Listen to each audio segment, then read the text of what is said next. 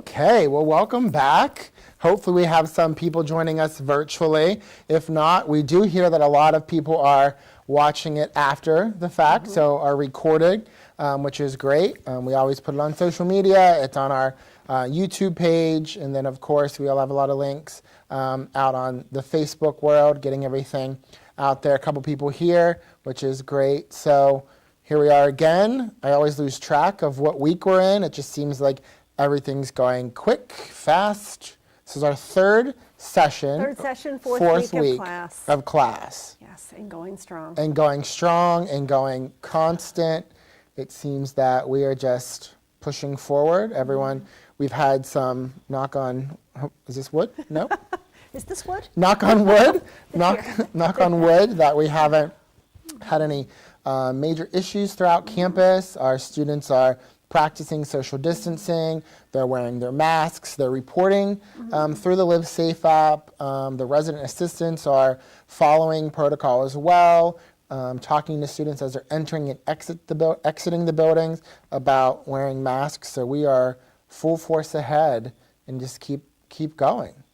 It's remarkable. Mm-hmm. It genuinely is remarkable, and I'm watching and witnessing the way it's changing us at the same time.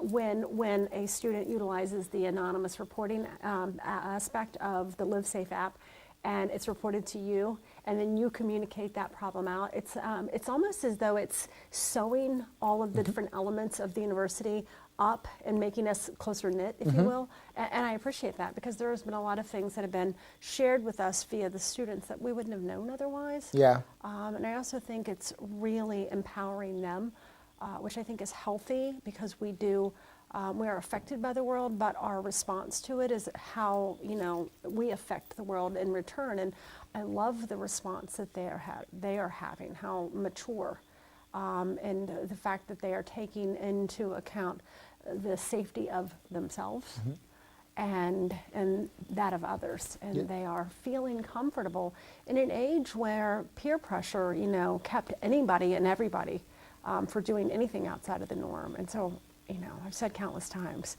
this new aspect of that, what tagline was it? What president was it? Kinder, gentler. Oh, I'm not good. You're the quote person. Was it Bush? Bush Senior, I believe, that was president. A kinder, gentler nation. I find that that's happening to us here. And I think it's going to change the culture moving forward of allowing our students to hold each other responsible. Once we get through this, we don't know when we get through this, it really will, again, continue to empower our students, maybe not just with COVID-related aspects of their lives, but just in general, making sure that our students are abiding by policies that we have set. We set our policies for a reason. Our main priority within residence life and within student services is to make sure that our students are safe, comfortable, and having an enjoyable experience at college. So I think that it really puts a lot into our students moving forward in all aspects, and even without COVID, it can be, who knows, we might be wearing masks for 2022. Let's hope not. Let's hope not. Let's hope not. But to be honest, do you not feel naked right now without it? We've become, it's been months of wearing those masks. It's like you think you lost your car keys, but it's your mask you're worried about. And then I'm a smile person. Like when I'm seeing people throughout campus or like a store, I smile.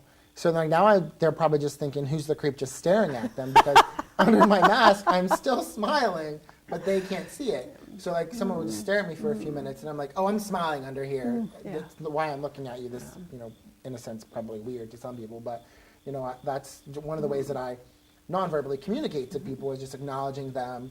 But I think it also forces you to speak in a sense, that you don't have those non-verbal communications to one another, or you just learn to talk with your eyes a lot more. And you've heard me say, honest to goodness, I can't hear with my mask on my face. They say once you take one sense away, the other one gets heightened, but it seemes this one, take one sense, you can't do any of them.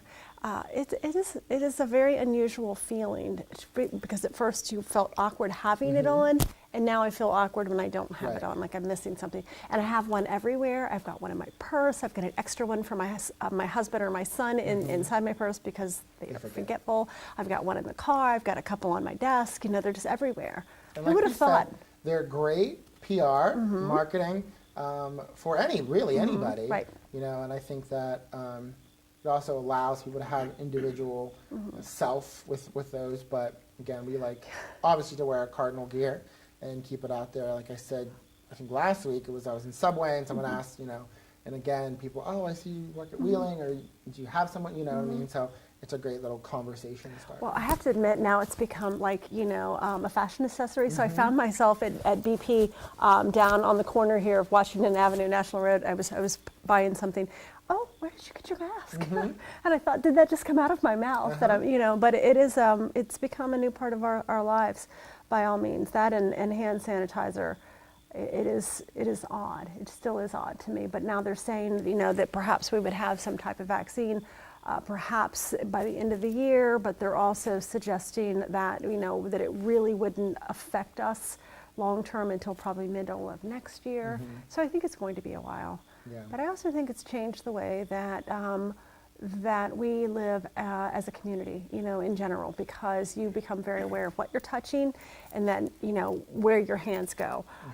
We are all washing our hands, which was probably something we should have been doing, you know, forever, regardless. But I think it's made us much more aware of our human foot, I guess, fingerprint in general. And I think it's conscious of of our surroundings.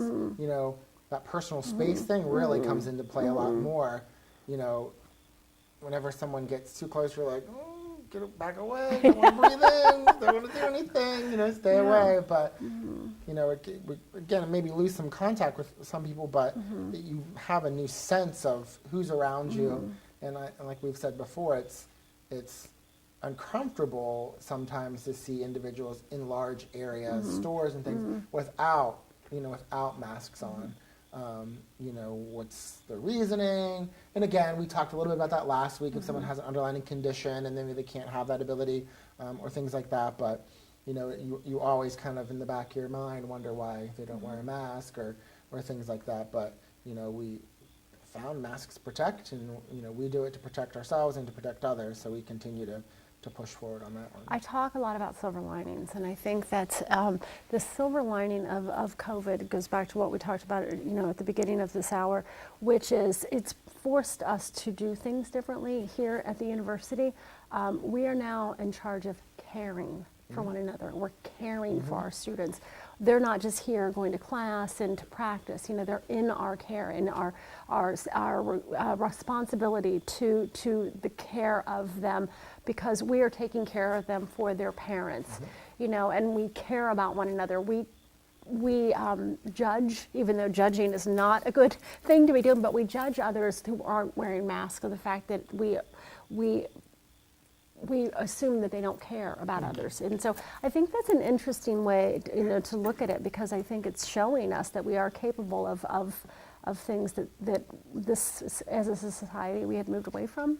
You know, we became very self-centered and crass, you know. It's almost like I worry one of these days when I see someone who's not wearing a mask, or there's a situation and I don't approach it. I might be on John Quinones's "What Would You Do" show on HLN or CNN or something, how I would react to someone who is getting argumentative with an individual who may not have a mask, and trying to be mindful of every situation that could arise, you know, and things like that. But so we've got some things to celebrate today. We do. It has been an amazing day and an amazing week. It's been a great, and I know that you've got a news article that came out recently. Yes. You want to touch base on that and share? Yeah, U.S. News World Report ranked Wheeling University as best regional university in the South. Also ranked us as a best value college among our peers. So very exciting times. You know, it's always exciting to have any type of acknowledgement, you know, anything to hang your hat on.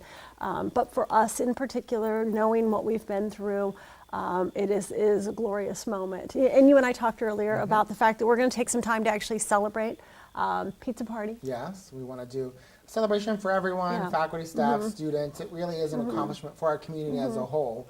You know, there isn't one person really, I mean, you can take all the credit, who can take all the responsibility, but it really is a group effort. it is. And we've been through a lot, and you've always talked about our group, our team, and our community as a whole are the ones who celebrate. You know, we really are proud of our accomplishments, and this is something great. And to celebrate, you know, we do want to put highlights on things that are positive, because there's a lot of negative going around, and I think it's important for us to focus on that. And it's great. You know, it's really exciting. So it's positive. It is very positive and it feels good. I think it's an ode to the fact of what this university was founded to do, and the fact that, you know, even in the rough times, I think that we do really represent the Appalachian area, because, you know, as a whole, this area is recognized for hard work ethic, you know, being tough people, you know, that are weathering difficult times. And the school represents, you know, what we were founded to help nurture and educate, which is the Appalachian area. So I love that. I love the fact that even in the worst of times, when we may have been taken to our knees, but we were never down and out. We've worked twice as hard, and now we're able to celebrate, you know, some of our accomplishments in this university and its prominence and, you know, what we offer. And it's exciting. It's very exciting. And I think one thing is that we don't hide what's happened. No. You know, we're open about situations that have happened here, because we've learned something from every situation and we grow from every situation. So whether it's things that happened 2 years ago, whether it's things that happened last year, we learn from them, we grow from them, and we continue to move forward.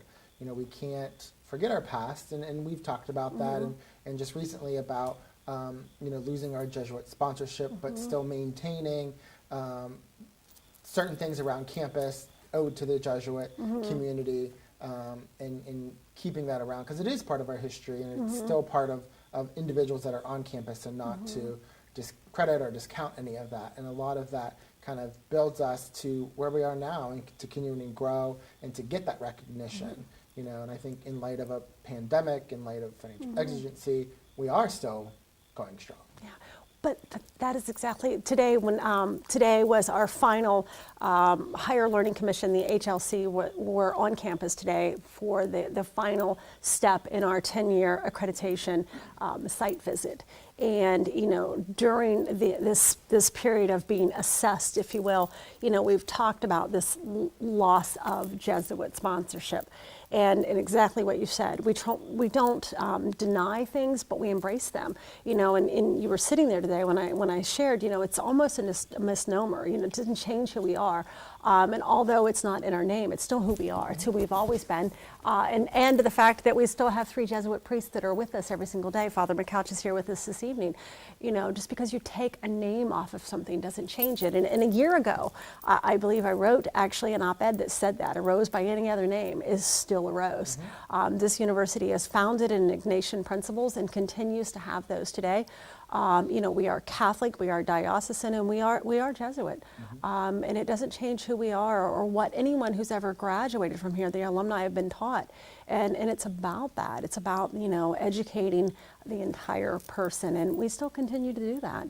I think as we move into our future, as we fixed a lot of our issues, it's given us an opportunity. I think human beings in general can lose their way. And I think that human nature in this university helped us lose our way. And we've talked about finding, you know, ourselves again, and finding and rededicating ourselves to our mission. And that's what I think we're doing is, you know, we're going back to the basics. And part of that with the curriculum is the service learning aspect of it. Do you want to talk a little bit about that? So through combination effort with academic affairs and student services, experimental learning and service learning, we wanted to incorporate into the curriculum so that all of our students get a chance to really understand part of our mission is service, and we want to include that. And Father Rich, you can maybe address any of this, but we want to make sure that service, part of it, they can without service, I think they lose a lot. But within experimental learning, their RAs could get credit for doing that work. The Luciat program with first year experience, they can get through that. Our student government leaders, athletic leadership, other organizational leadership, and then with service. And it's all part of not just educating the student in the academic realm, but outside of academics is such a large part. And with that, and we talked a bit about this with the HLC, was our co-curricular transcripts. So a lot of students are familiar with just a regular transcript. You've got your A, B, C, D's, and F's, hopefully not too many of those.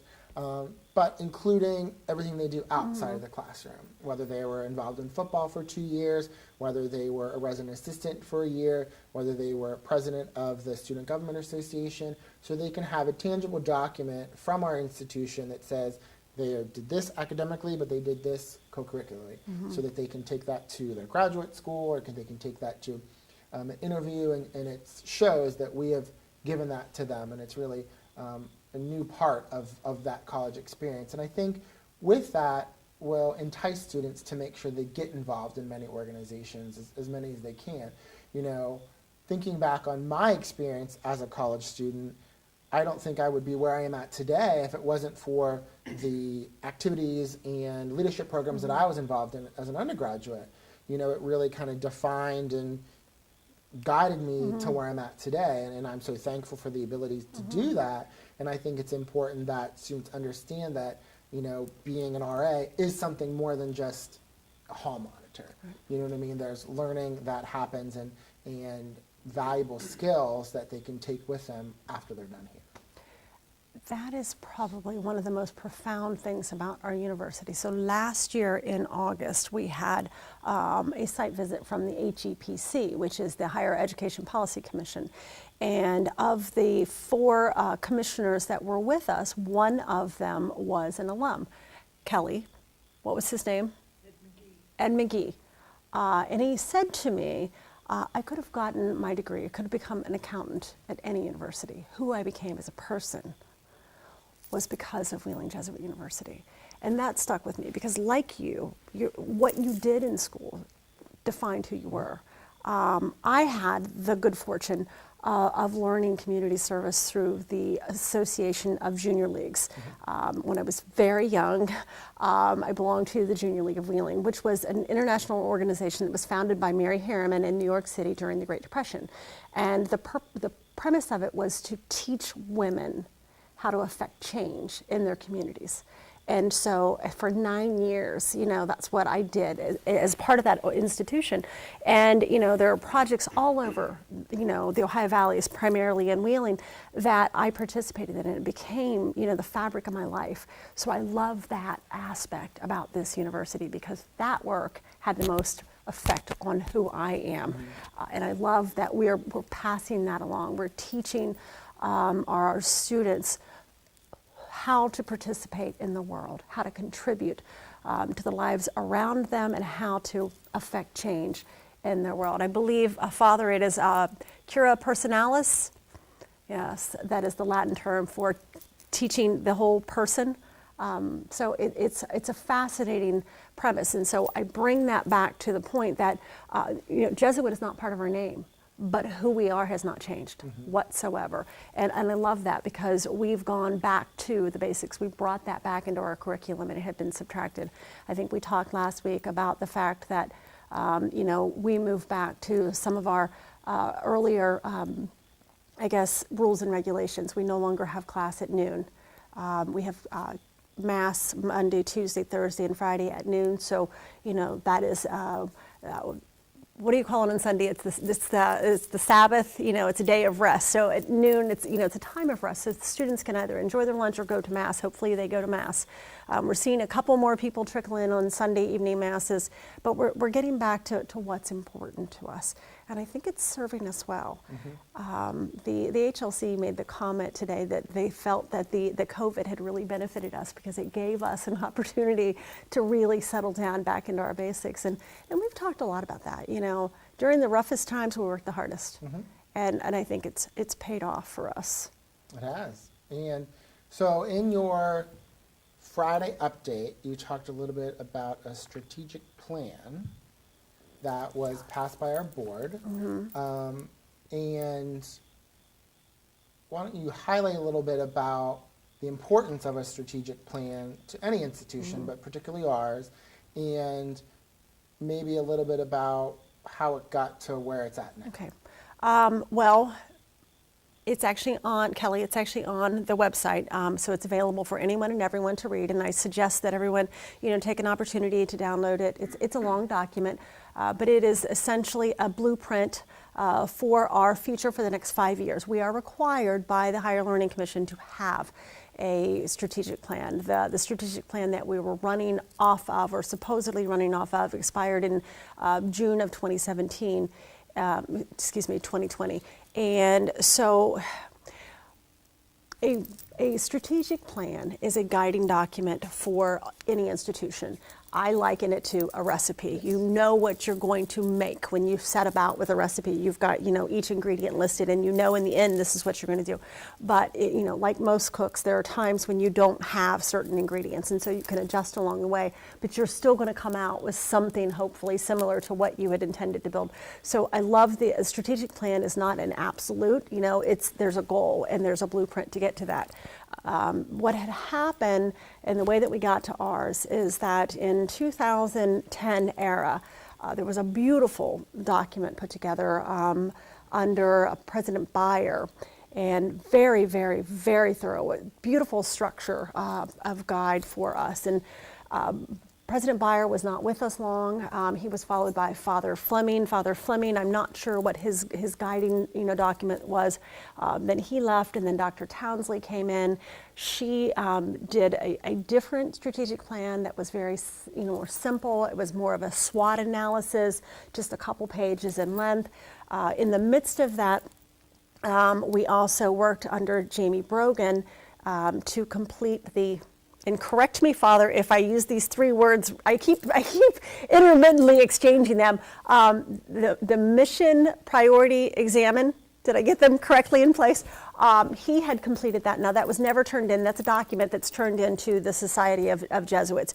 And then in 2019, amongst our difficulties, we did a 5-year sustainability plan. So between Dr. Townsley and that plan, we'd had another president, and I don't know that he had any particular plan in place, and of course, went in an opposite direction.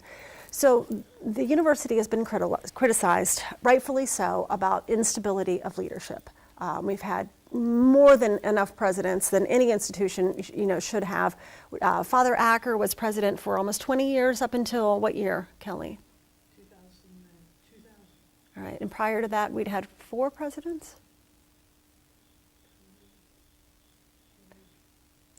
4 presidents. So then Father Acker made 5, and I'm the 13th. Wow. So yes, so instability in leadership is accurate. But what worried me is that as each president, took the reins, they took the university in a different direction. And that is not a criticism, it's an assessment because of the documents that I explained. And I did not want to make the same mistake on behalf of this university as the others have had. So what we decided is we took all of those documents, and in the late fall of last year and the beginning of this year, we did a mini strategic plan on mission. My assessment was that we had really lost our way as far as mission was concerned, and we really needed to get back to the basics, because I have said countless times, mission is something that's written on a piece of paper.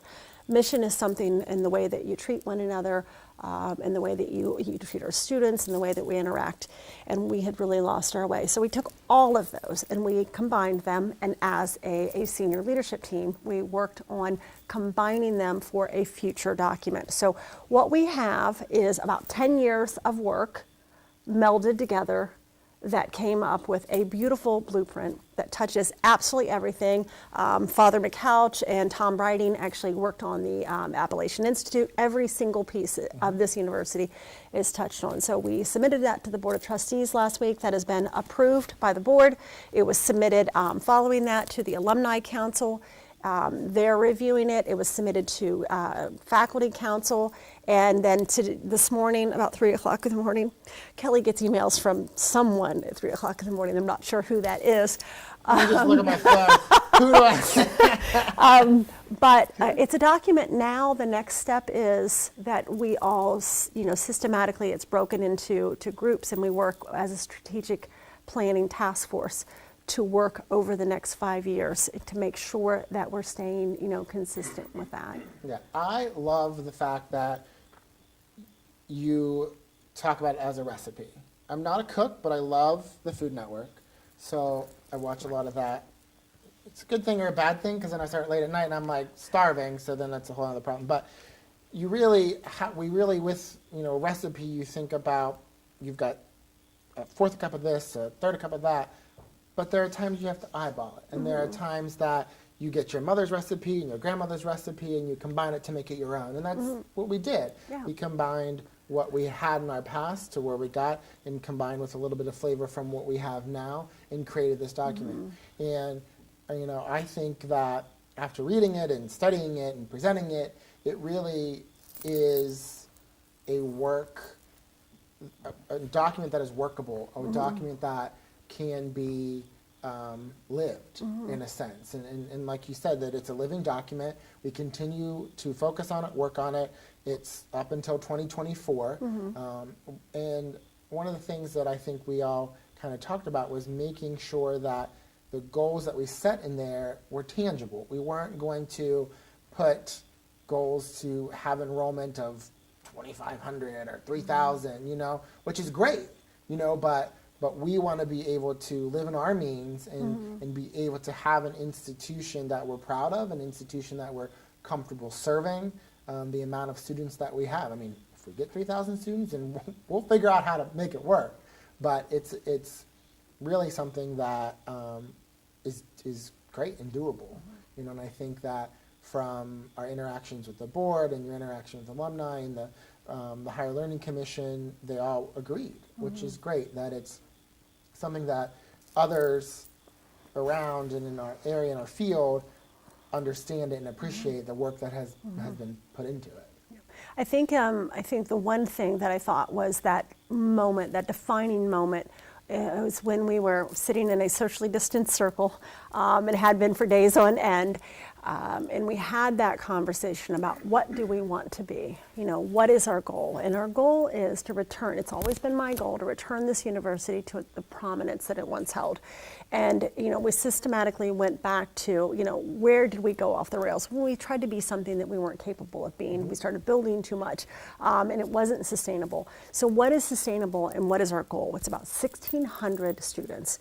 That's what we can house, that we have the dorm capacity for. And then when we have that goal and we achieve that over the next 4 years, that's increasing our population by 200 each year. This is, residential on campus. Then once we get to that point, it's okay to be a small university. It's okay to be a small university with a 1,600 student population, because then as we are more and more successful, instead of building and bringing on new things, we're able to invest our revenue into the university, into our faculty, into our staff, into our students, providing, good quality wages, which is always something that's important. You need to appreciate people and what they provide, things that our athletic teams need, opportunities for our students. And so I think it's a good goal that will create a really well-rounded, healthy university. And I think that we did a really good job. I think the one criticism has been, did everyone get to participate in it? And, so the problem is let's talk about some facts.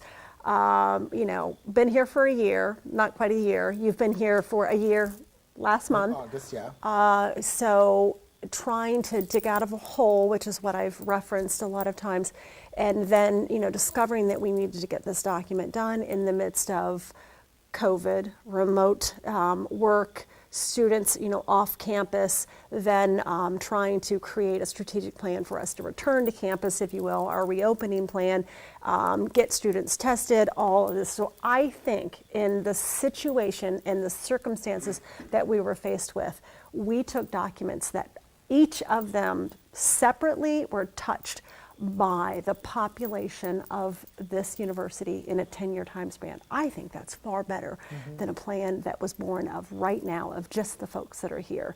And you've heard me say this, and Father, the original document in 2010 had goals of exactly what you're doing now, which is, the powerlessness of Appalachia, is something we're doing now. So I think when we talk about that document, we were going the right direction, and so I love this story. I really do. I think it's who we are.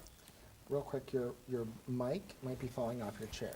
Oh, I got that. Okay. Lost my train of thought now. Oh, I know. With the strategic plan, we ended at 2024, but from 2020 to 2024, we have the ability to work through the document. Right. So we have the ability to get input on how we're going to get to there. And we have laid a lot of stuff out, but all the stuff that we've laid out or that has been combined is the work of everyone and is the work of different individuals who are responsible for those areas. So I think... Well, perhaps you could share with everyone the way the presentation went, because I think that, if you will, was a blueprint for the way that it's going to be broken up into pieces, all over campus. Yeah, so the strategic plan was 4 strategic goals, 5, 4.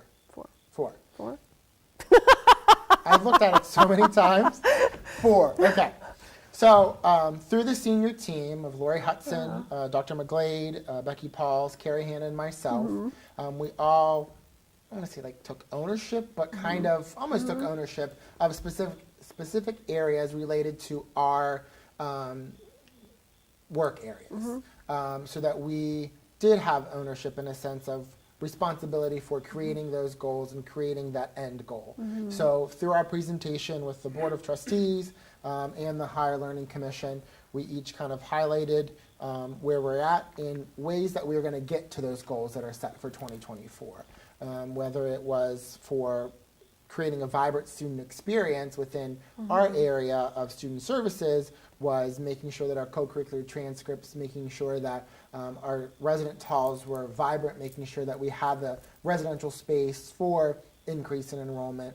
And again, the Appalachian Institute and how they incorporated all of their work into that was,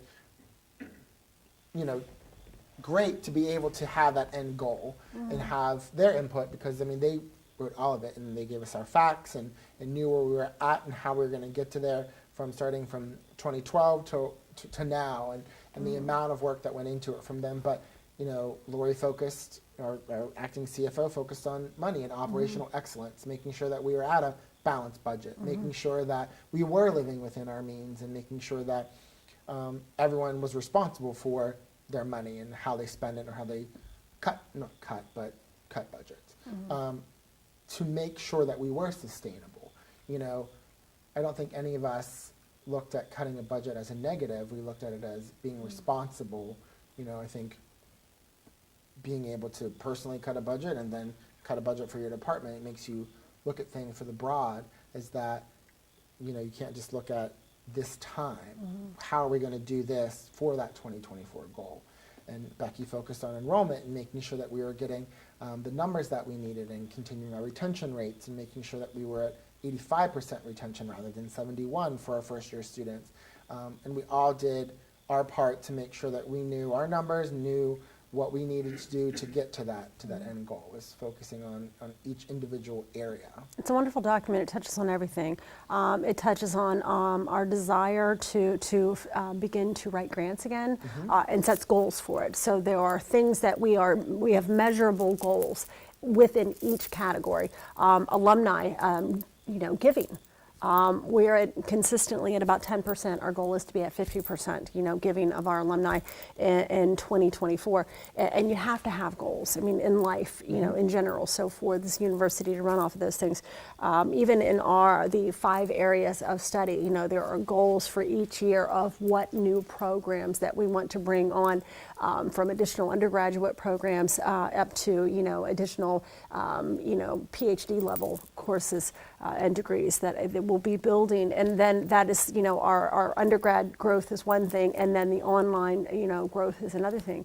And it's fascinating. I think that when we really start working towards those things, and each year we'll review it, we can make adjustments to it and create, not a new document, but, edit it and show where we're at. And I think it'll be healthy for us because, again, like COVID and taking care of one another has forced us to work, more tightly knit. Mm-hmm. I think this document will do the same. And we're not just going to be, I've called them fiefdoms, that we're here. And, we're one cohesive university. And when we start working on this document and holding one another accountable with that, in relationship with the board and this task force made up of individuals, and then, bleeding that back out, I'm very pleased. Very pleased. Yeah. It's exhilarating. I do encourage everyone to read it and kind of really study it in a sense. You want to be able to understand it.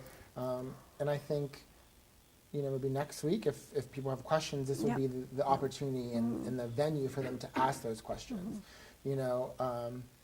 It is good, and hopefully, like I said, hopefully everyone reads it and continues to work on it. And I think it's, like you said, holding everyone accountable to make sure that we do get to those goals, because it's important that we do get to the end goal of that 2024. I think questions of where we're going to be, where we're headed, and this shows us, and this is our recipe and our roadmap to get to 2024. Well, we are now purpose-driven and mission-committed. You shouldn't just get up every day and just, go about your day. You know that you have to work a certain many hours, and you come home and you do this. And, we're basically, partitioning everything out and setting goals for everything. And I think that once the university begins to run along those lines, I don't think we'll lose our focus again. It's been a tough and difficult 11 months, but it has also been the most satisfying and glorious 11 months, to be through what we've been through and to recognize those accomplishments, and to leave here and see, the students out enjoying themselves. It's just, it's I've said this countless times, other than the birth of my 2 children, and apparently I'm supposed to throw in my marriage. It has been 27 years and counting. God love my husband. He is my rock, but this has been my greatest pleasure. I love the purpose of what we have, and that we're doing something. And we talk about family a lot. Kelly is starting to liken me to her mother, Olga, just in case you don't know. She shared today that Olga had this theory that if I don't sleep, no one sleeps. And because I was texting Kelly at 3 o'clock in the morning, she's now calling me Olga. So Kelly. Sleep's a good thing, though. The body needs sleep. That's the funny thing. My mom used to tell me you can sleep when you're dead. Wow. Honey, you only get so many years on this life. It's not a dress rehearsal. So I don't sleep. I love it, but I just don't sleep. My mind never stops. So when before COVID, Kelly, who has on and off been the alumni director and everything else here on campus, would travel with me to visit with alumni. And whenever I would have a question, I would say, "Hey Kelly, hey Kelly." So we were in Philadelphia, and one of the alumni said, "Is she your own personal Google?" And so that's kind of stuck. She's my own personal Google, but she's got a cuter smile. But we say, "Hey Kelly." So she's wears many hats, but she historian. Now you know all of our presidents. Mm-hmm. We'll add that hat.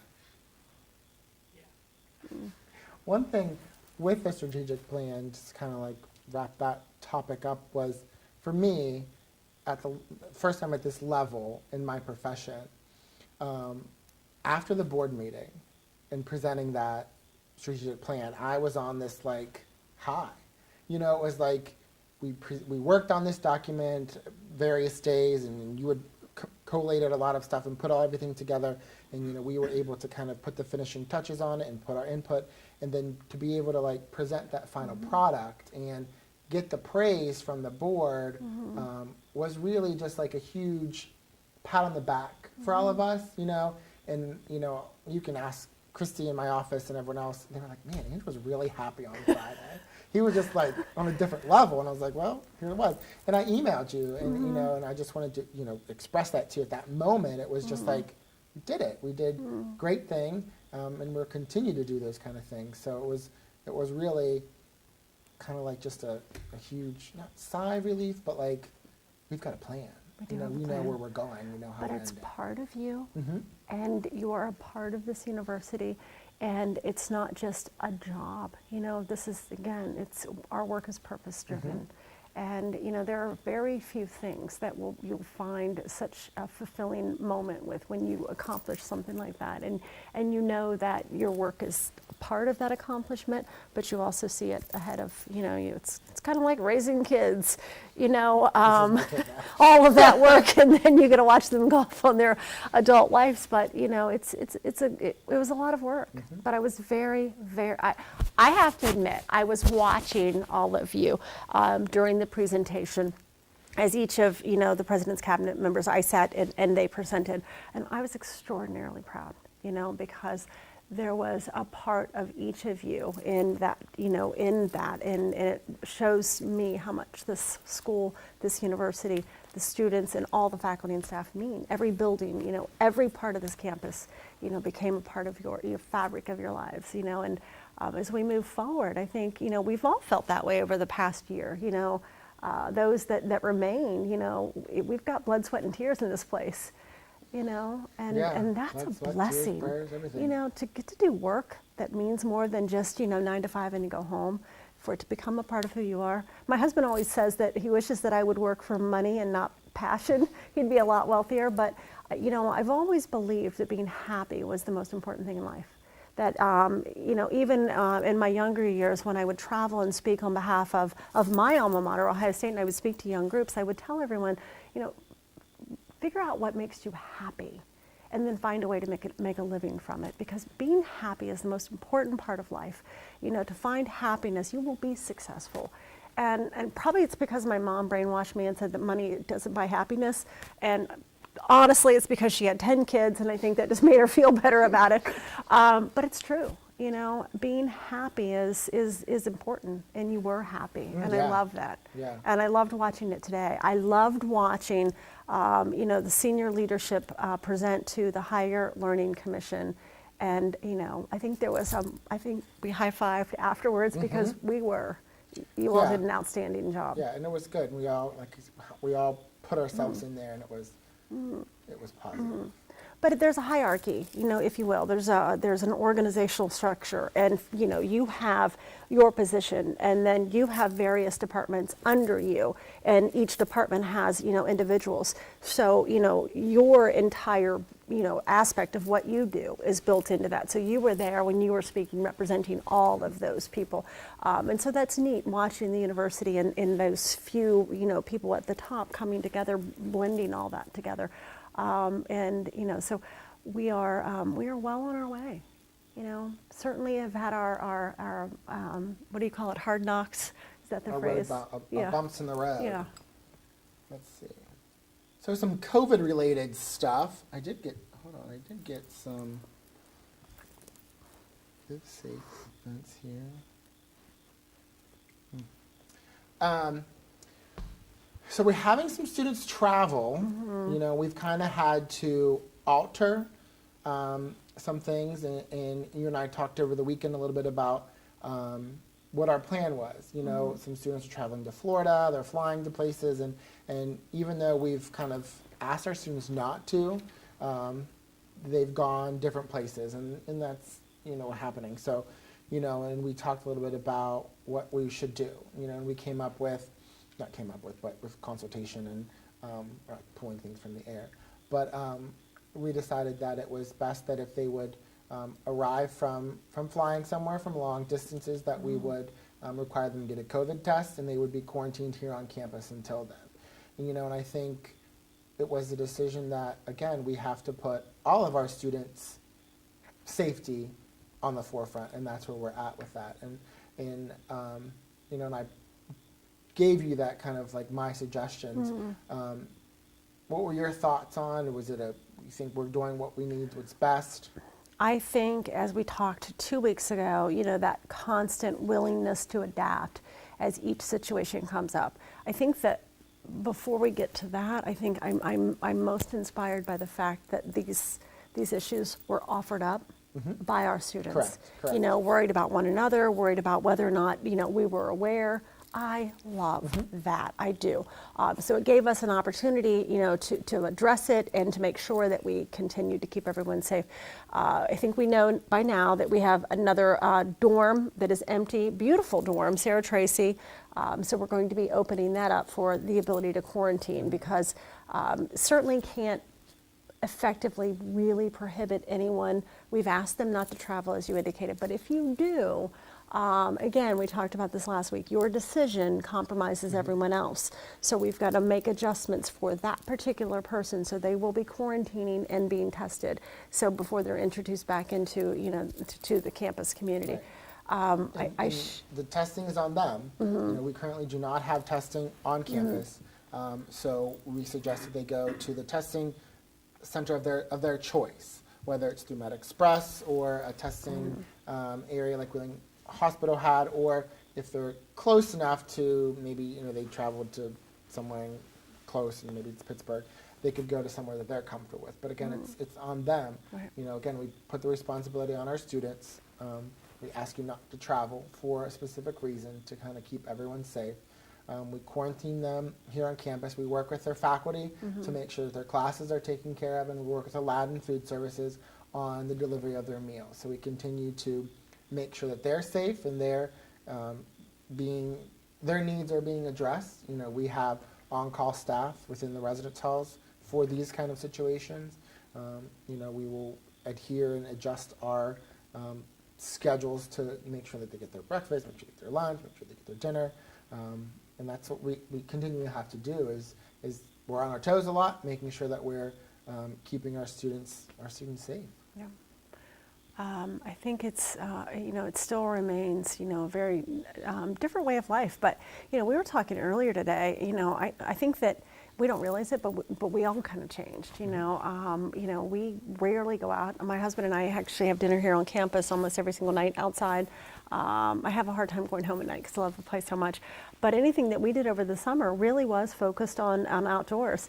I had the good fortune of learning I went whitewater rafting down in New River Gorge, kayaking up in New Philadelphia, and zip lining, obstacle courses. And I said, I've lived here for 27 years.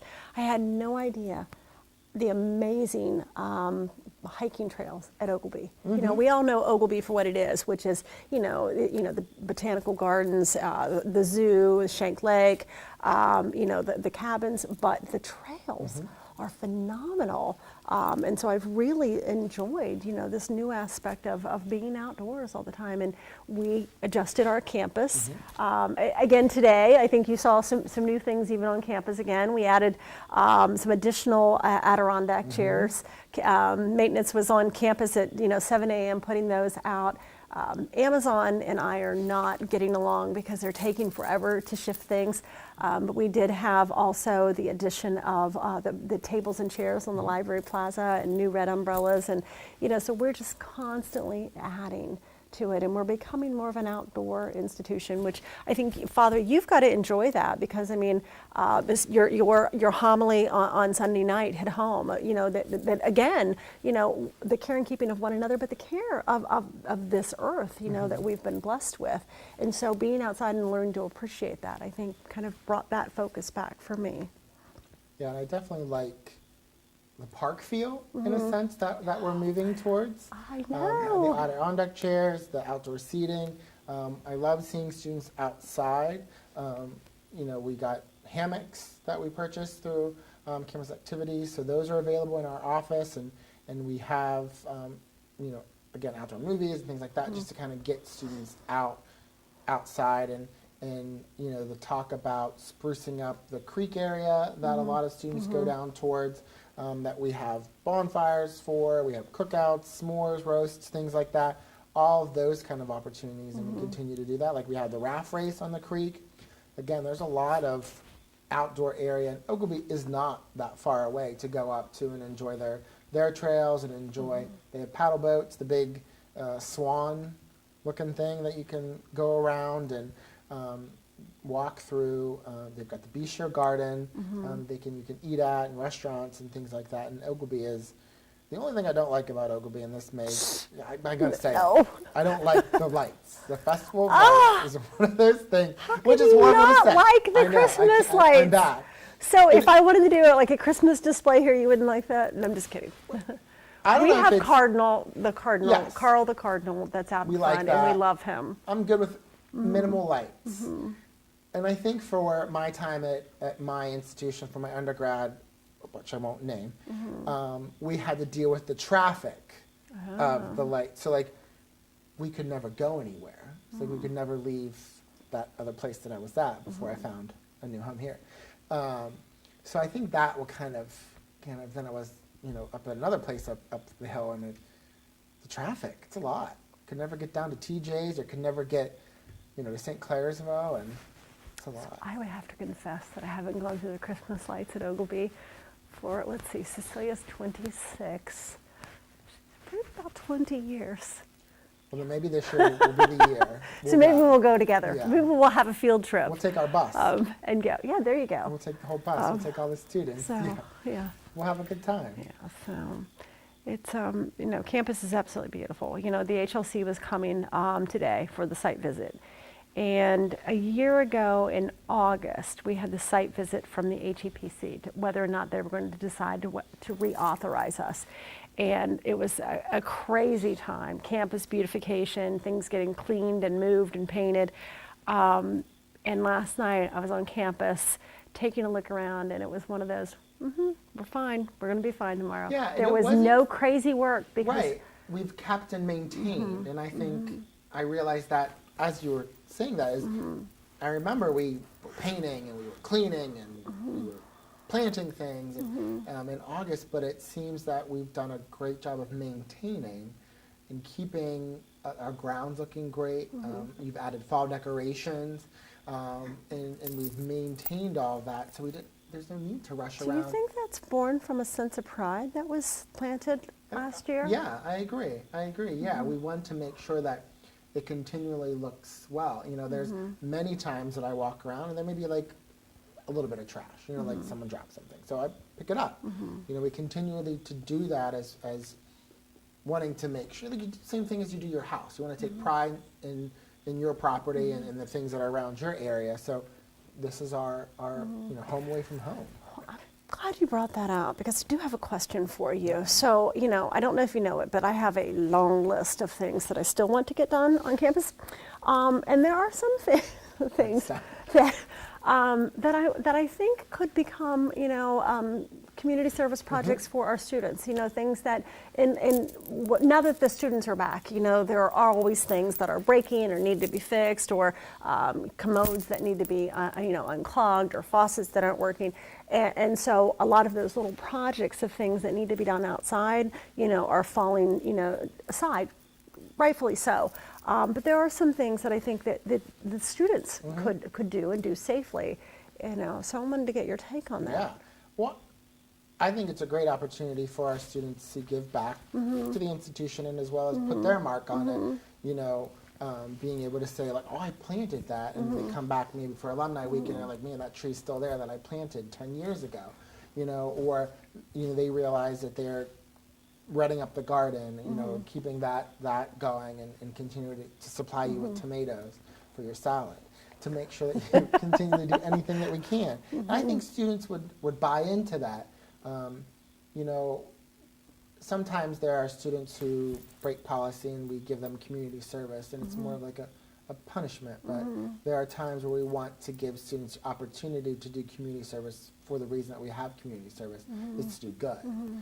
And I think we're instilling that into our students now, especially with the first year program and our service component and experimental learning. So I think that our athletic teams, you reach out to them a lot, Father Rich, to do that, and I definitely think that they're we'll continue to do. Well, that was one of the conversations during our HLC presentation today was about the percentage of our students and how do we get them to do that. And I used convocation as an example, that we had put that on, and the minute it was over, you just saw these literally these hordes of football players that came down to assist Donna, our conference services director, and clapping those chairs together and moving them off, and it's amazing because that convocation became a part of who they were, and they became a part of convocation, and I think that's why volunteer work and community service is so important. It's essential.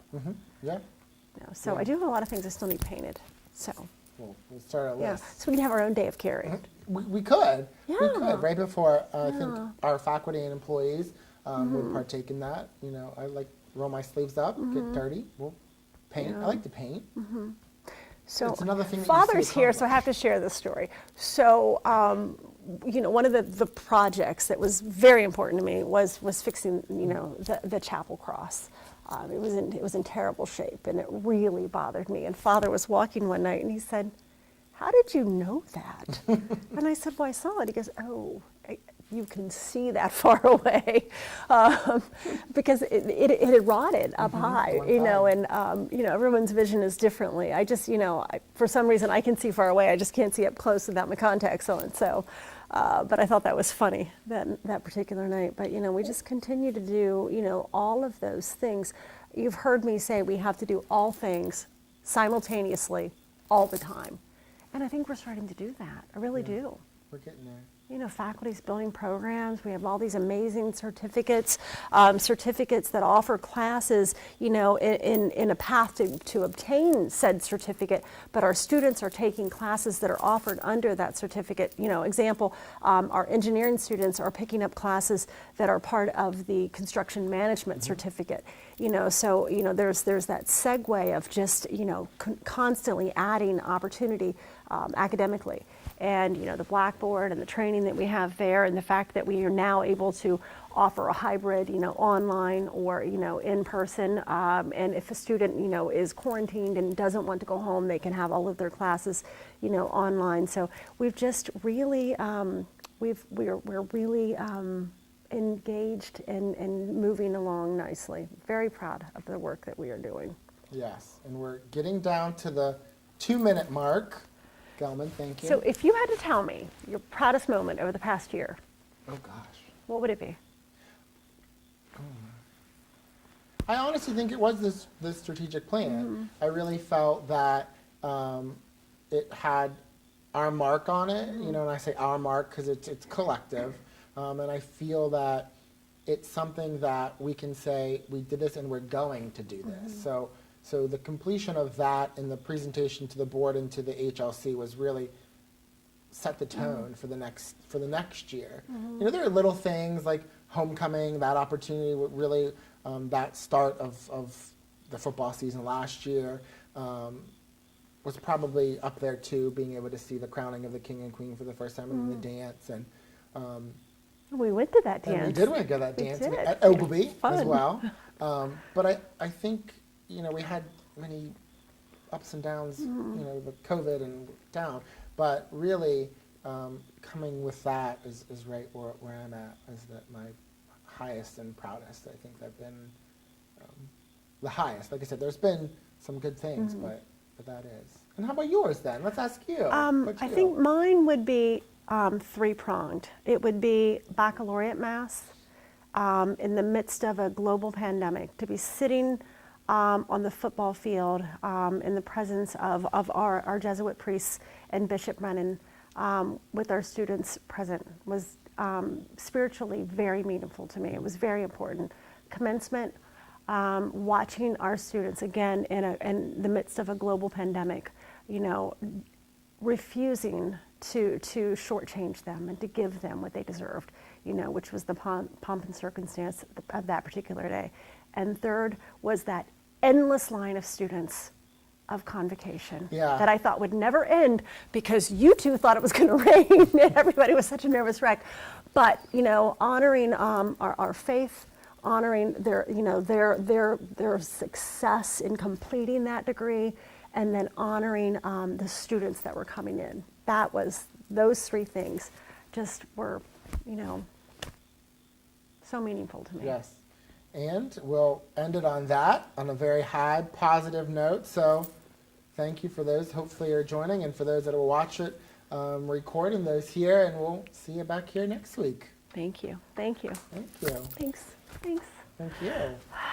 Perfect.